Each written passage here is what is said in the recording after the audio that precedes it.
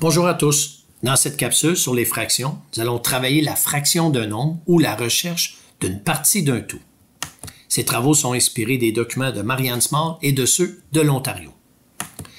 Bon, on cherche quel est le tiers de 15. Donc, le tout étant 15, on cherche une partie de mon tout. Ce que j'ai fait dans un premier temps, c'est que j'ai pris un entier, qui est mon grand rectangle, que j'ai séparé en 3 parties égales, puisqu'ici on disait le tiers. Donc, je regarde le nombre qui est en dessous mon dénominateur et c'est ce qui va me donner le nombre de parties de mon tout. Donc, un tiers de 15, je vais donc séparer mon tout en 3 parties égales. Et par la suite, puisqu'on cherche un tiers de 15, le 15, on peut le représenter à l'aide de 15 jetons. Je vais donc partager les 15 jetons dans mon tout avec chacune des parties. Alors, je mets un premier jeton dans la première partie, un deuxième jeton dans la deuxième partie, un troisième jeton dans la troisième partie, le quatrième jeton revient dans la première partie, et ainsi de suite. On partage les 15 jetons dans les 3 parties de mon tout. À la toute fin, un tiers de 15, on va aller regarder combien il y a de jetons dans une partie sur 3 de mon tout et on en compte 5. Donc, il y a donc 5 jetons dans une partie de mon tout. Un tiers de 15 est donc égal à 5. Maintenant, deuxième question. Quel est le 2 tiers de 15? 2 tiers de 15, on va donc prendre 2 parties sur 3 de mon tout, comme ceci, et on va aller compter le nombre de jetons à l'intérieur. Donc, il y a 5 jetons dans une partie fois 2 parties, ce qui va nous donner 10 jetons au total. Donc, 2 tiers de 15, c'est donc égal à 10. Maintenant, si on cherche une ou deux opérations nous permettant de calculer 2 tiers de 15, alors, ce qu'on a fait dans un premier temps, on a partagé les 15 jetons en 3 parties égales. On a donc fait 15 divisé par 3, puisqu'on avait 3 parties. Ça nous a donné 5, ce qui donnait 5 jetons par partie. Ensuite, puisqu'on voulait 2 parties sur 3 de mon tout, on a été multiplier le 5 par 2, ce qui nous a donné un total de 10 jetons. Donc, voilà comment on peut calculer 2 tiers de 15. On a tout simplement fait 15 divisé par 3 fois 2. Deuxième tableau. Quel est le quart de 16? Alors, ce qu'on va faire, c'est qu'on va aller partager 16 jetons dans un tout qui a été séparé en 4 parties égales. Et à la fin de ce partage, on obtient que chacune des parties comporte 4 jetons. Donc, un quart de 16 est donc égal à 4. Ensuite, si on cherche 3 quarts de 16, on va donc devoir prendre 3 parties sur les 4 que comporte mon tout, comme ceci, et on va compter le nombre de jetons à l'intérieur. 4 jetons pour une partie fois 3, ça va donc nous donner 12 jetons au total.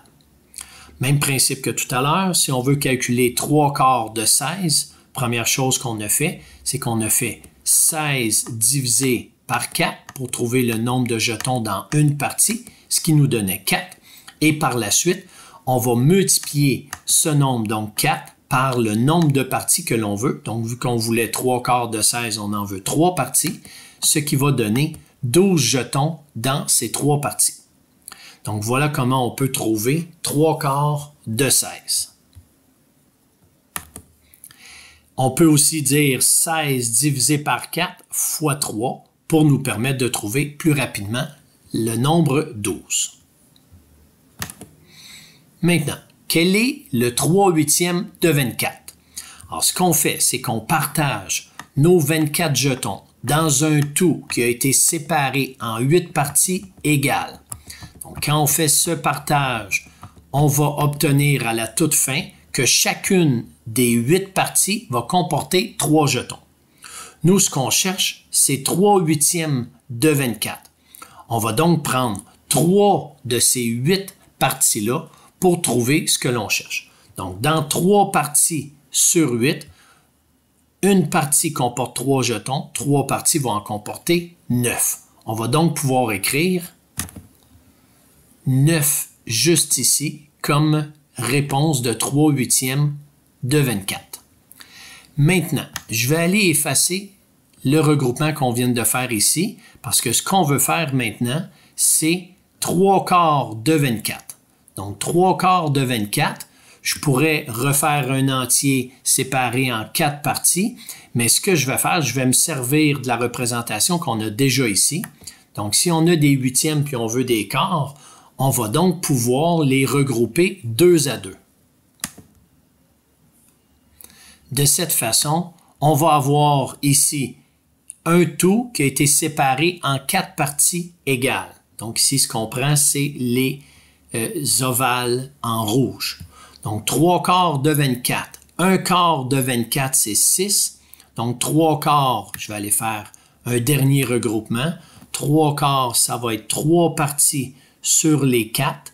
Donc 3 parties sur les 4, ça va nous donner 6 fois 3, 18. Donc 3/4 de 24, c'est donc égal à 18. Maintenant, si on veut trouver l'opération qui va nous permettre de calculer rapidement 3/4 de 24, dans un premier temps, on va faire 24 divisé par 4 pour trouver le nombre de jetons dans une partie, ce qui donnait 6.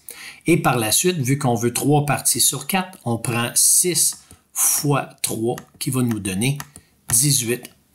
Donc, 3/4 de 24, ce qu'on fait, c'est 24 divisé par 4 fois 3. Donc, voilà comment trouver intuitivement 3/4 de 24. Numéro 7. 5/6 de 12. Donc ici, mon entier est juste ici. Donc, c'est mon grand rectangle qui est là, que j'ai séparé en 6 parties égales. Pour l'instant, ne tenez pas compte du deuxième rectangle qui est en dessous. Mon entier est juste ici. Donc, je vais aller partager 12 jetons dans 6 parties. Donc, on s'exécute ici. À la fin de ce partage, chacune des parties va comporter 2 jetons. Donc ça, 1/6 de 12, c'est égal à 2. Puisque nous, on cherche 5/6 de 12, on va donc prendre 5 parties sur 6 et on va pouvoir écrire que 5/6 de 12, c'est égal à 10.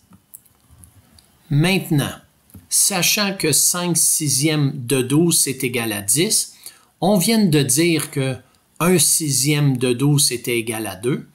Si nous, on cherche 7/6 de 12, alors ce qu'on fait, étant donné que 7/6, c'est plus qu'un tout, un entier, on vient dessiner un deuxième entier juste en dessous. Donc, encore une fois, un tout séparé en 6 parties égales.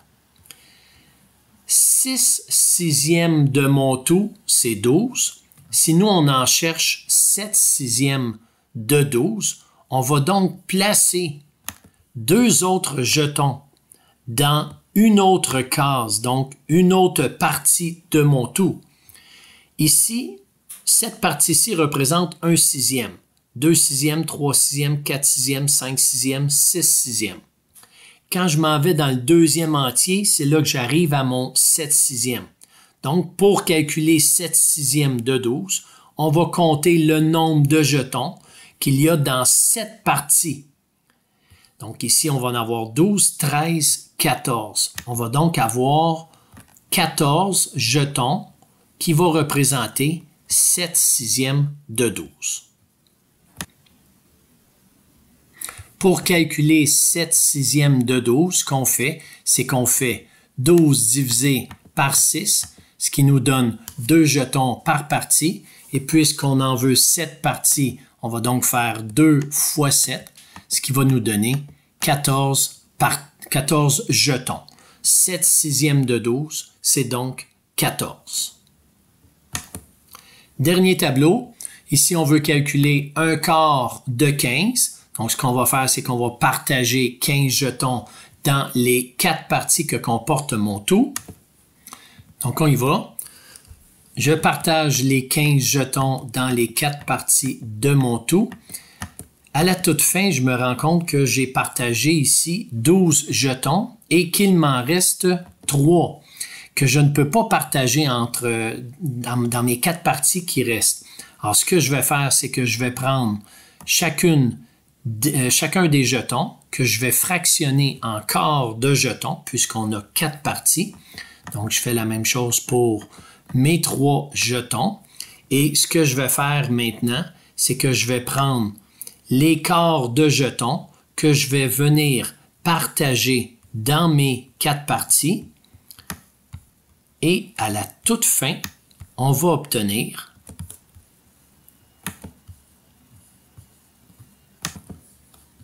j'exécute ici les derniers morceaux à partager. À la toute fin, un quart de 15, ben, on va aller prendre une partie sur les 4. Donc, une partie sur les 4 va nous donner quoi? Va nous donner 3 entiers et un tout qui a été fractionné en quart. Donc, on prend 3 morceaux sur 4. Donc, un quart de 15, ça va nous donner 3 entiers et 3 quarts d'un tout. Donc, je vais venir l'écrire ici de cette façon-là. Donc, 3 entiers et 3 quarts. Maintenant, quel est le 3 quarts de 15? 3 quarts de 15, on va prendre 3 parties sur les 4 que comporte mon tout. Et 3 quarts de 15, on obtiendra. Ici, on compte les entiers, on en a 9. Donc, 9 entiers. Plus combien de quarts, donc on en dénombre aussi 9. Donc, 9 entiers plus 9 morceaux de 1 quart, donc 9 quarts.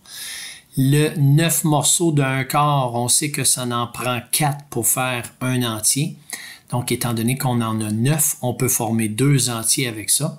Donc, je viens réécrire mon 9 quarts comme étant 8 quarts qui va comporter 2 entiers, plus 1 quart. Donc, 8 quarts plus 1 quart, ça me donne 9 morceaux de 1 quart. Mais 8 quarts qui est juste ici, ça me donne 2 entiers.